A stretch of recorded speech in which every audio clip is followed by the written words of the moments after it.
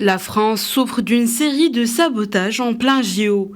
3 jours après des lignes TGV, ce sont les réseaux de fibre optique de plusieurs opérateurs français qui ont été visés dans la nuit de dimanche à lundi. Ces actes de malveillance ont touché les installations de 2 opérateurs, notamment dans 6 départements français. Ils ont affecté aussi bien des clients fixes que des clients mobiles, ainsi que des opérateurs étrangers empruntant les réseaux des opérateurs français. Paris, cœur des Jeux Olympiques, n'a pas été touché, a déclaré une source policière. Selon une source proche du dossier, ces actes n'ont fait l'objet d'aucune revendication à ce stade.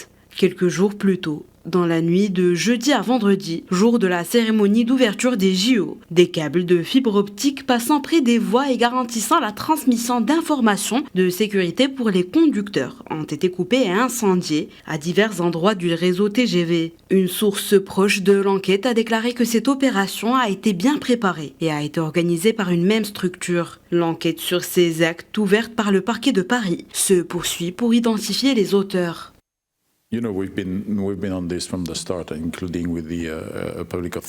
Vous savez, nous sommes mobilisés depuis le début, y compris avec les autorités publiques, que ce soit au sujet des télécommunications avec l'ANSSI, qui est l'Agence nationale de sécurité informatique, ou avec les différentes infrastructures, que ce soit l'eau, les télécommunications, l'énergie ou le transport. Nous avons essayé d'anticiper, nous avons mis en place un dispositif qui nous permet de réagir très rapidement. Suite à l'acte de malveillance de vendredi dernier à la SNCF, le service est complètement rétabli depuis ce matin. En ce qui concerne les trains, par exemple, ceux accrédités pour les Jeux Olympiques de Paris ont été sécurisés afin que les gens puissent circuler normalement sur les différents sites. Il est donc évident que nous sommes au plus haut niveau d'alerte à l'occasion de ces Jeux et que nous suivons la situation de très près.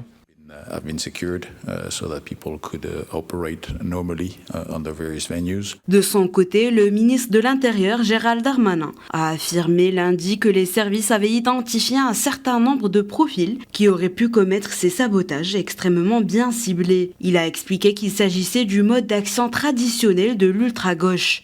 Selon une source policière, dimanche, un militant de la mouvance de l'ultra-gauche a été interpellé sur un site de la compagnie ferroviaire publique française près de Rouen. Dans la voiture de cet homme placé en garde à vue, les enquêteurs ont découvert des clés d'accès à des locaux techniques de la SNCF, des pinces coupantes et un jeu de clés universelles.